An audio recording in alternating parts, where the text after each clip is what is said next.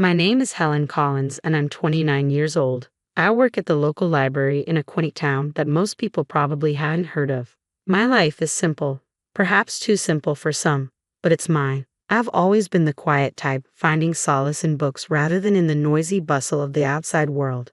The library is my sanctuary. It's a charming old building with creaky floors and shelves that have seen better days, but to me, it's perfect.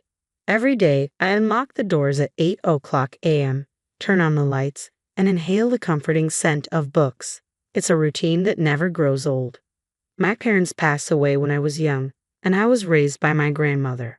She was a kind woman who always encouraged me to read and learn, but now she's gone too, leaving me alone with no siblings or close relatives. Just me and my small, familiar world. Good morning, Helen. Mr. Jenkins, a regular visitor, greets me as he enters. He's an elderly man who spends his days immersed in history books. Good morning, Mr. Jenkins. The new shipment of history books arrived yesterday. I've set them aside for you, I reply with a smile. Ah, you know me too well, dear, he chuckles, shuffling towards the designated shelf. The day continues in this comforting pattern. Familiar faces come and go. I help a group of kids find books for their school project, recommend a romance novel to Mrs. Harrison, and guide Mr. Thompson to the science fiction section. It's a quiet life, but I find comfort in its predictability and routine. Then, one day, everything changed. Jack walked into my life. He came in looking for a book, but with his crisp suit and confident stride, he was clearly not the typical library visitor. Can you help me find a book? He asked, his voice smooth and inviting. Of course. What are you looking for? I replied, trying to maintain my composure. It's a novel, The Great Gatsby, he said. Right this way, I said, leading him to the classics section. As I handed him the book, our hands brushed briefly, sending a jolt through me. It was a fleeting touch, but it lingered in my thoughts. Thank you, Helen, he said, glancing at my name tag. I'm Jack. It's nice to meet you. That's nice to meet you too, Jack, I replied. That brief encounter marked the beginning of everything. It was the start of a love I hoped would last a lifetime and a journey that would take me from my quiet life into a whirlwind of chaos and betrayal. If only I had known then what I know now, maybe things would have been different. But life doesn't come with a warning label, and sometimes we have to learn the hard way. After that first meeting, Jack began to visit the library more often. It was odd, even that he didn't seem like the reading type. But each visit, he would ask for a book recommendation and spend a few minutes chatting with me. One day, he came in just as I was struggling with a box of newly arrived books. Need a hand with that, he offered, walking over. That would be great, thanks, I said, relieved. As we placed the books on the shelves, he asked, So, Helen, what got you into working at a library? I shrugged. I've always loved books. They're like friends to me, you know? Plus, it's nice and quiet here. He laughed. I can see that. It's like a whole different world. Our conversations grew longer with each visit. I learned that Jack worked in his family's real estate business. He was easy to talk to, and for the first time in a long time, I felt someone was genuinely interested in me. Then one day he surprised me. Helen, would you like to have dinner with me tonight? He asked, a hopeful look in his eyes. I was taken aback. Like a date? Yes, like a date, he said, smiling. I hesitated. This was new territory for me, but there was something about him that made me want to say yes. Okay, sure, I'd like that, I replied, trying to keep my voice steady. We went to a small restaurant in town, nothing fancy but cozy. We talked about everything and nothing, and for a few hours, I forgot about my usually solitary life. As we walked home, Jack said, I had a really great time tonight, Helen. You're very different from the people I'm used to. I didn't know how to respond, so I just smiled. Jack continued, I'd like to see you again. Would that be okay? I nodded, feeling a flutter of excitement. Yes, I'd like that.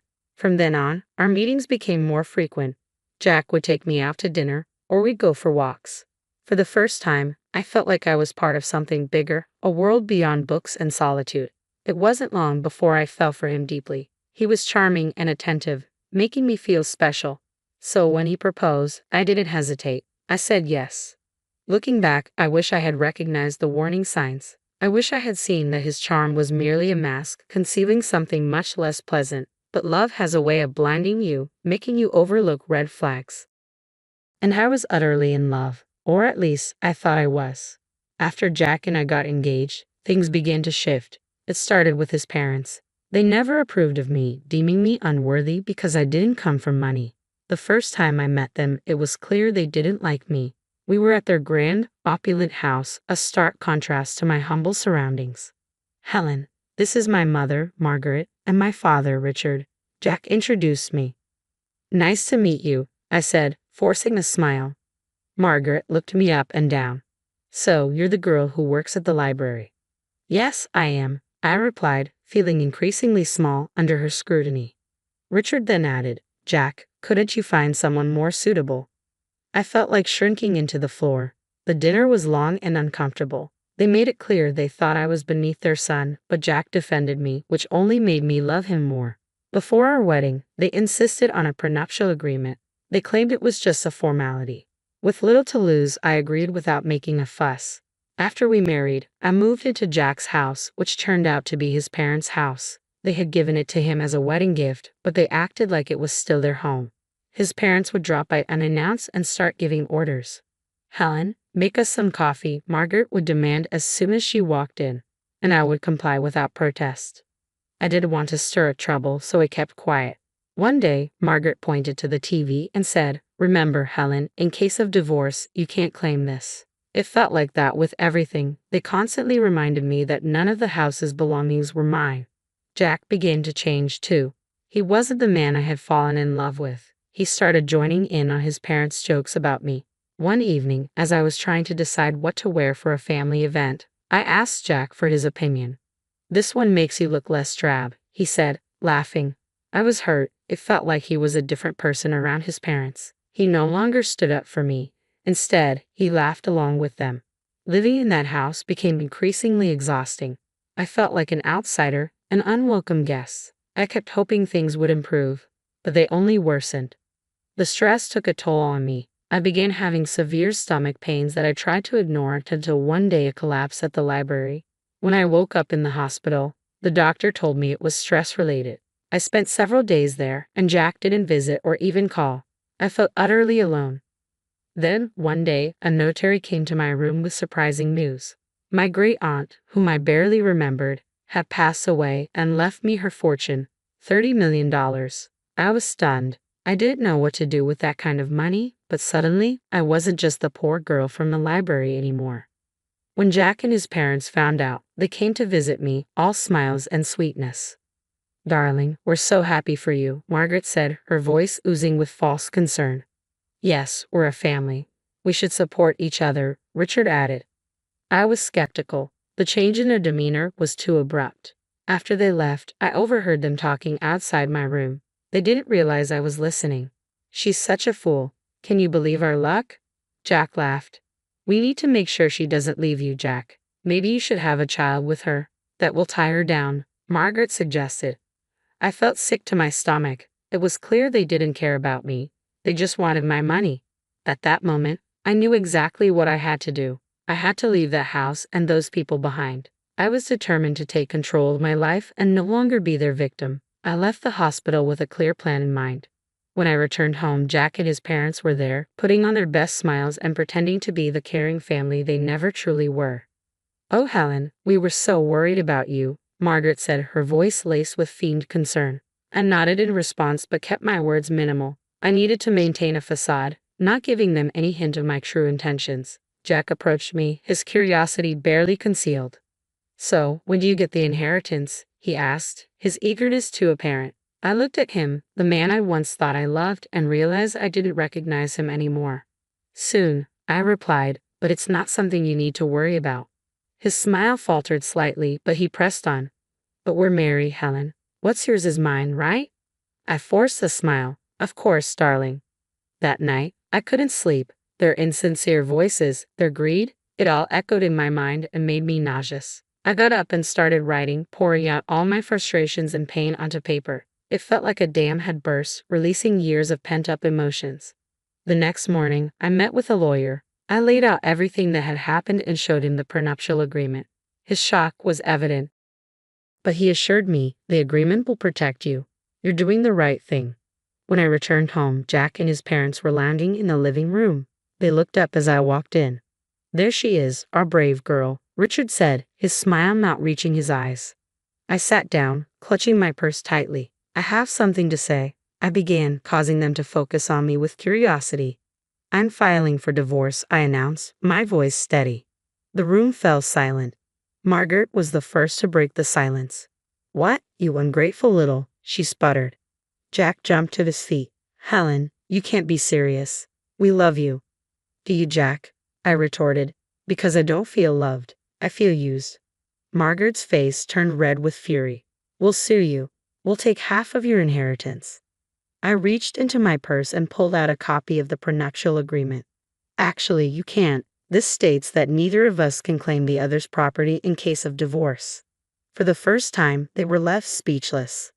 I felt a surge of empowerment as I stood up. I'm leaving. I don't want any of you to contact me, I declared. With that, I walked out of the house, their shouts and insults echoing behind me. It was the hardest thing I had ever done. But as I drove away, a tremendous weight seemed to lift from my shoulders. For the first time in a long time, I felt a sense of freedom and relief from their disdain and manipulation. I didn't know what the future held, but it had to be better than the past. I rented a modest apartment in the city, nothing extravagant, but it was mine. For the first time in years, I felt a deep sense of peace. I was still navigating the divorce, but I felt ready to handle it. One day, I received a call from my lawyer. Helen, there's something you should know about your great-aunt's will, he said. I was intrigued. What about it? There's a condition. A portion of your inheritance must be used for a charitable cause. It was your great-aunt's final wish. I was taken aback. I had no idea, I replied. She was quite the philanthropist, the lawyer continued. She wanted to pass that legacy on to you. I hung up, reflecting on the news. My great-aunt had given me a chance to make a positive impact. It felt like a sign, a push towards something meaningful. I began researching charities and causes, eager to find a way to contribute.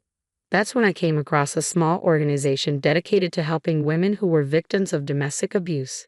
It struck a chord with me. I reached out and arranged a meeting with Linda, the organization's director. Linda's passion was palpable. We provide shelter, legal aid, and counseling to women in desperate situations, she explained. I was moved by her stories and felt a renewed sense of purpose. I want to help, I said, determined to make a difference. With Linda's guidance, I allocated a portion of the inheritance to fund a new shelter. The feeling of knowing I was helping others find a way out was profoundly fulfilling. A few weeks later, Linda invited me to the shelter's opening. It was a modest event, but the atmosphere was filled with hope and gratitude.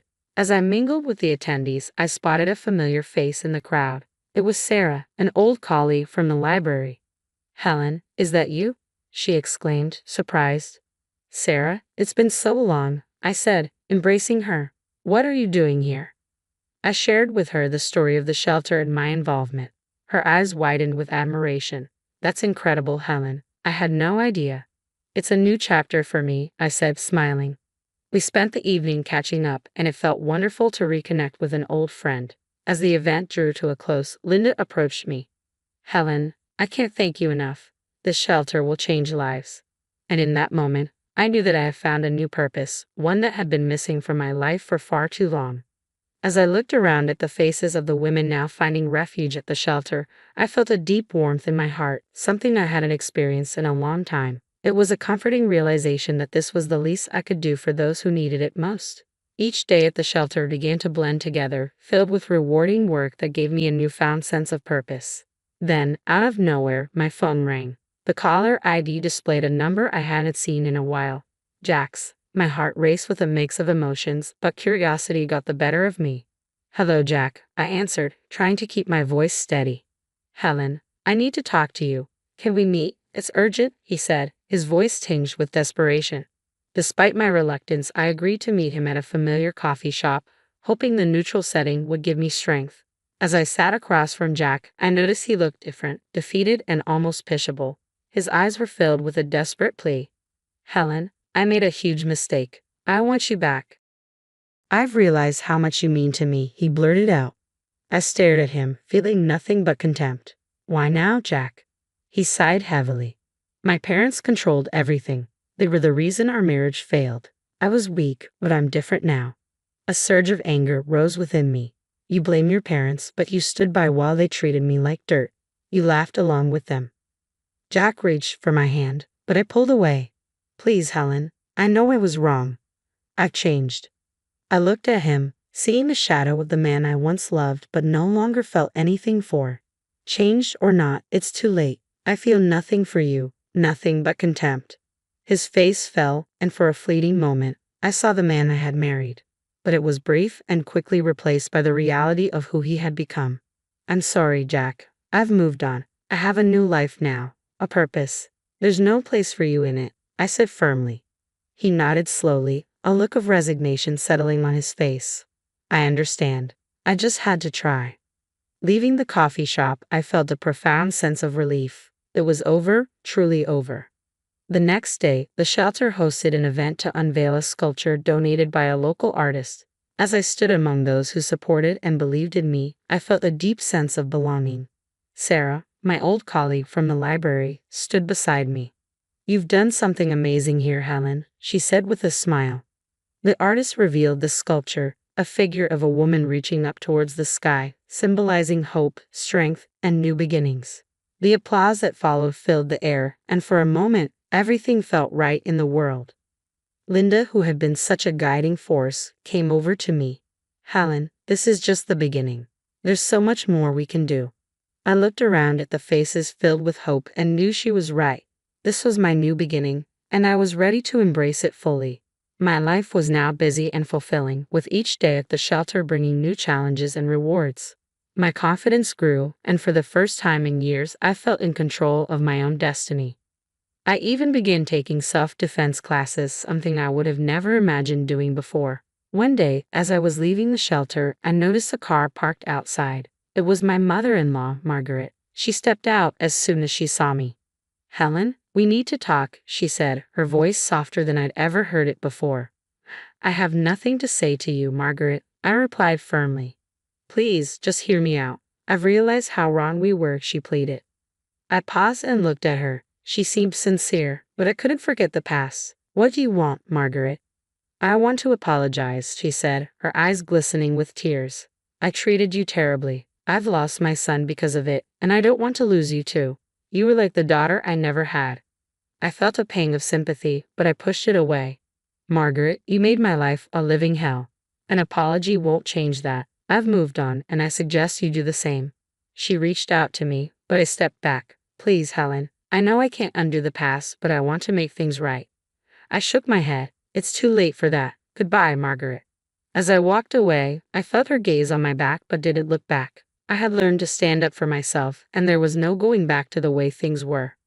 The next day, I received a letter from Jack's lawyer. He was contesting the divorce settlement. I wasn't surprised, but I was ready. I met with my lawyer, a sharp woman named Rachel.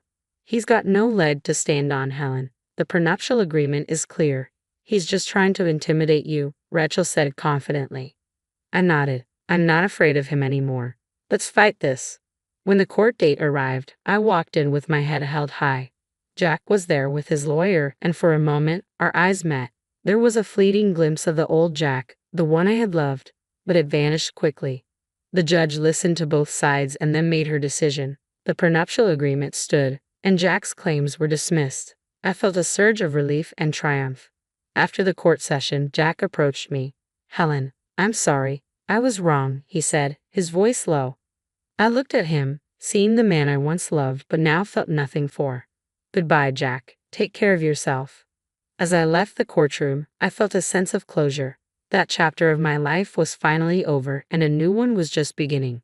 At the shelter, we were gearing up for a fundraiser, and it was taking all my attention. The support from the community was overwhelming, and I felt a deep sense of gratitude.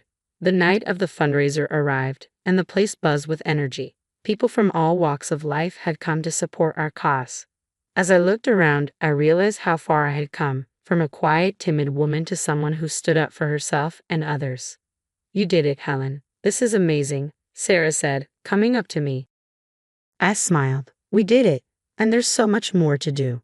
As the event continued, I felt a profound sense of accomplishment and purpose. This was my life now, and I was exactly where I was meant to be.